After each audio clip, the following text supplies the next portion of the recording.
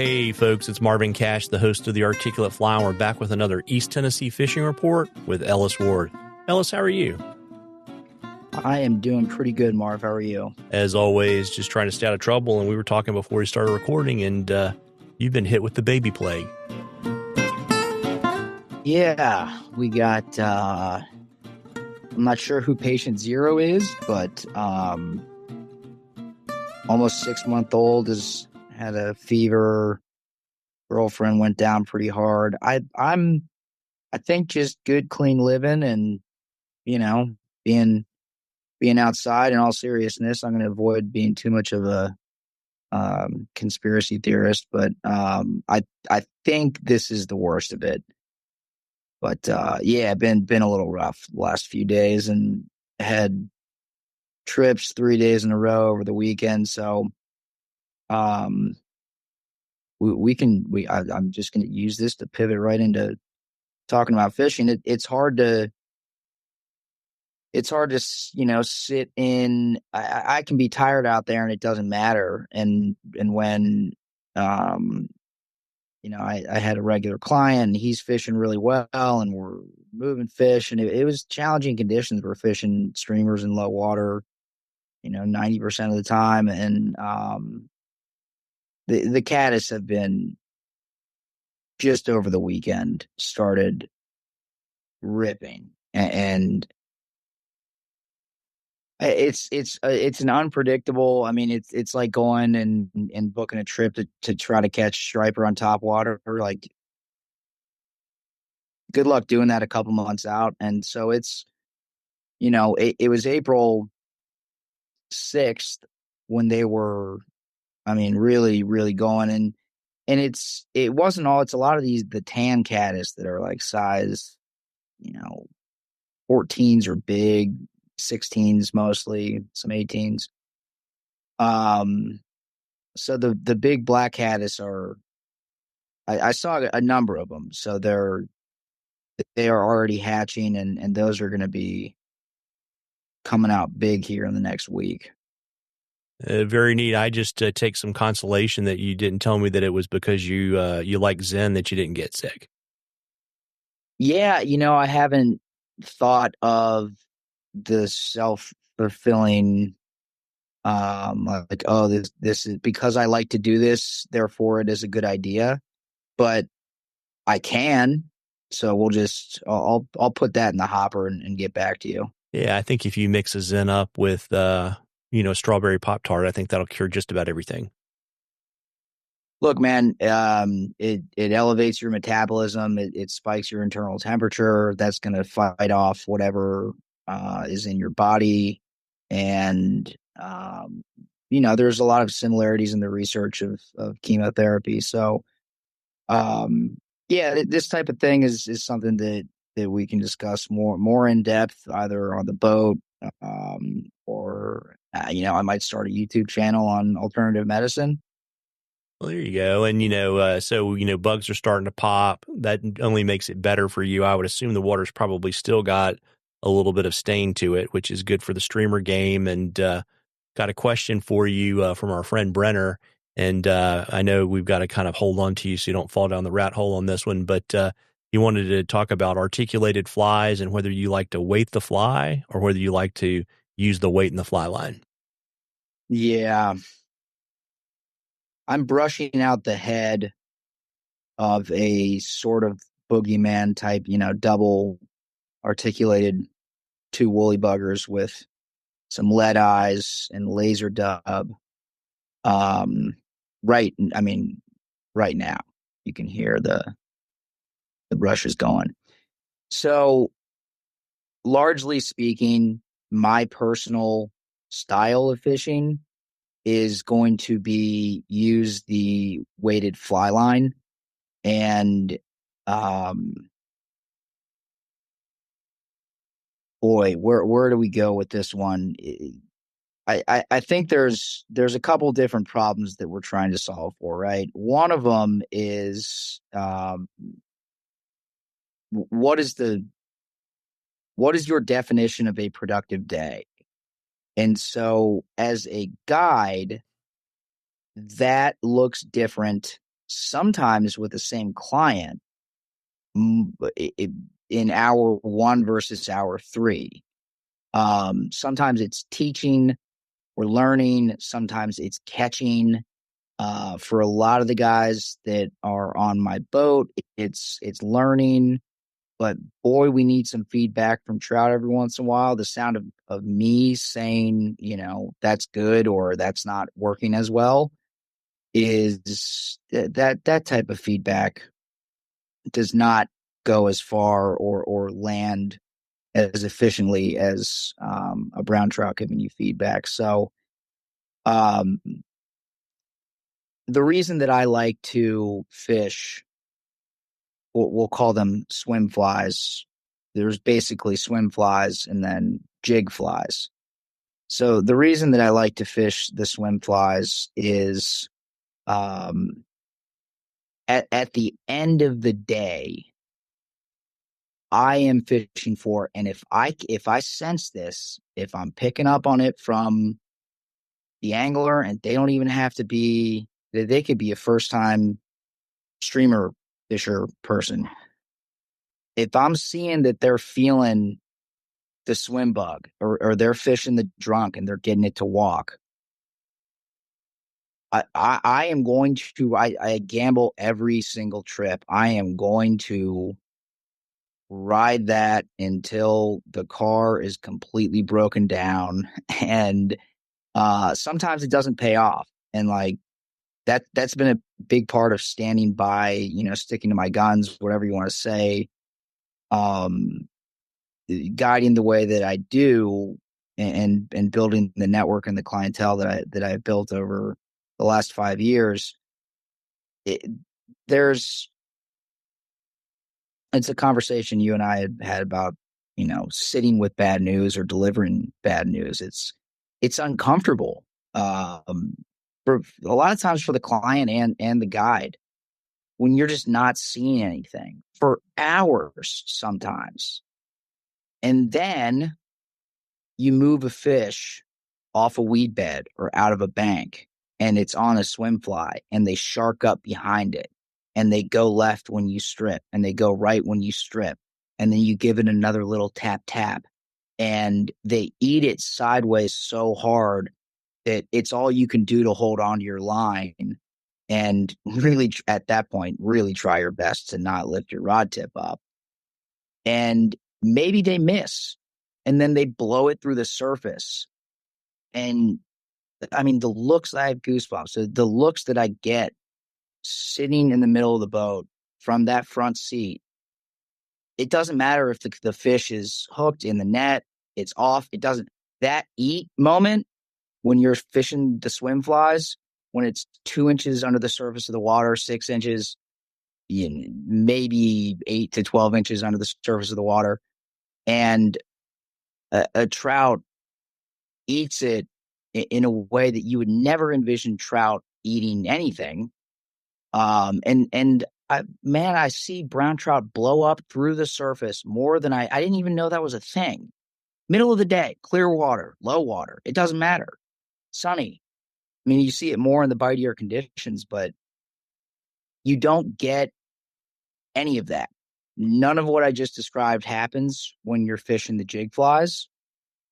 And so that's why I like fishing the swim flies. It's so much more visual. It's so much more engaging. Um, will you catch more fish fishing jig flies? I think yes. Globally speaking, you have a built-in kill, and so with the swim flies, you need to have your angles tight. I look, I'm gonna be talking for 2 hours before this thing, before I even get into bullet point two. But I do have a couple YouTube videos on it at Ellis Ward Fishing on YouTube. So I encourage you to look at that.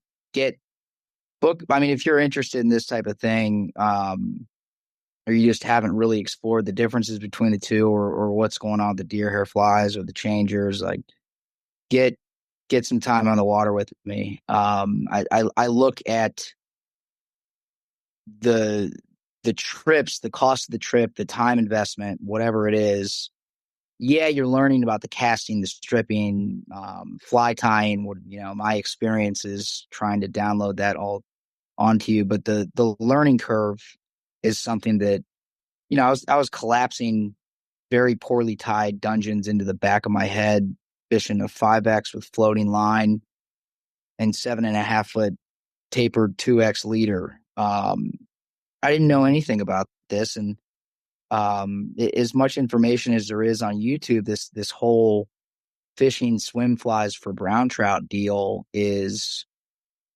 for anyone who does on my boat, which at this point is there's dozens, many dozens of people out there now that regularly are fishing with me, and it's the same with all of them. It's just they can't get enough of it, and so yeah, you can catch more. You're missing out on.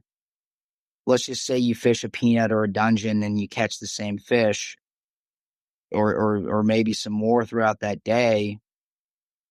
I'm never going to see you look back from the front of the boat and go, "Did you see that eat?" Because maybe you didn't. Um, and that's not to say like I'm tying one right now. I fish dungeons all the time in faster water with more complex current differentials between bank and boat. There's a lot of stuff. I change flies a lot. It's mostly visible stuff. I don't do the color thing at all, really. Um, but it's based on what the angler's able to do with certain things, and a lot of times for my own fishing, I'm going to something with weight because it just you get the kill, which is that abrupt stop in motion. It's built in with the jig, and with the hair flies, it's on you to impart that slack in between your strips, and doing that with a cast that splat lands right on the bank with your line tight, your left hand's ready to go, you're not dropping your line, you're not shooting, you're shooting on your back cast, tight line forward. All that stuff takes a lot of time, and in certain water, like the applications are somewhat limited, so you do have to have both. And look, you can get fantastic eats on weighted flies, absolutely, especially fishing pocket water type stuff where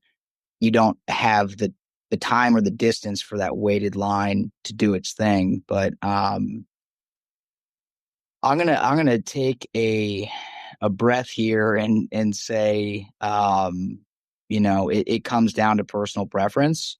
And if you're only doing one, you are going to be missing out on something. If you're only fishing swim flies, you might be able to catch more. You're fishing a different part of the water column.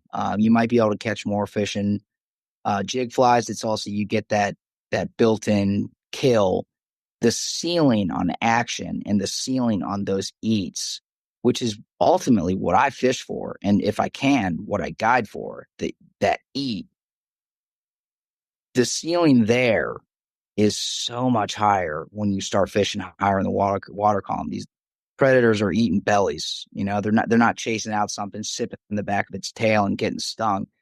They're eating it right in the middle of the fly from the bottom. And you have a different experience if you're only fishing jig flies. So if you haven't done it yet and you can't get on my boat, do it on a day that seems a little fishier, or maybe you've caught some fish and you want to see what's going on with some of the bigger flies, or something that's closer to the surface. Because if you can't tell from the excitement in my voice, it is something that'll make you want to quit your job and move to Tennessee. And the rest is history, as they say, folks. Yeah. I mean, I think it's an interesting thing, right? Like at the risk of pulling you out for another 10 minutes. I would think, Brenner, too, another way to think about it is, fishing swim flies, you're really fishing the line, right? Because the game is the slack. And that's a totally different skill set, not better, but just a different skill set than fishing jig flies. Yeah. I never talk about the fly. Um, and part of teaching specifically with this one is basically you can call it teaching or manipulation, but getting the angler to see the light for a second, because almost all the time, um, when you see what happens when you give abrupt strips, and you can see on YouTube with my own fishing that when I'm stripping, I'm pulling a little line. I'm throwing darts at my knee. I'm throwing gravel into my left pocket. It's just this little. I'm pitching it, and then I'm letting that. There's a jolt that reintroduces slack into the line just momentarily, but you'll also see that I pull. I tuck my wrist, my right wrist that's on the cork. I pull that back towards my elbow a little bit, maybe 2 inches, sometimes a little bigger. But as I'm doing that, it's at the same time as I'm stripping. So I'm pulling that line just a little bit, just tossing it down to my left thigh, and I'm just pulling that cork back towards me a little bit. And then on the kill, I'm pushing my rod back out just that same little couple inches. And then I grab the line again, do the same thing. So in that process, there is, if you were to look at this like dry fly fishing, it's like you're wiggling a little bit of S into the system. Every time you push that line back out, every time you give those little abrupt strips that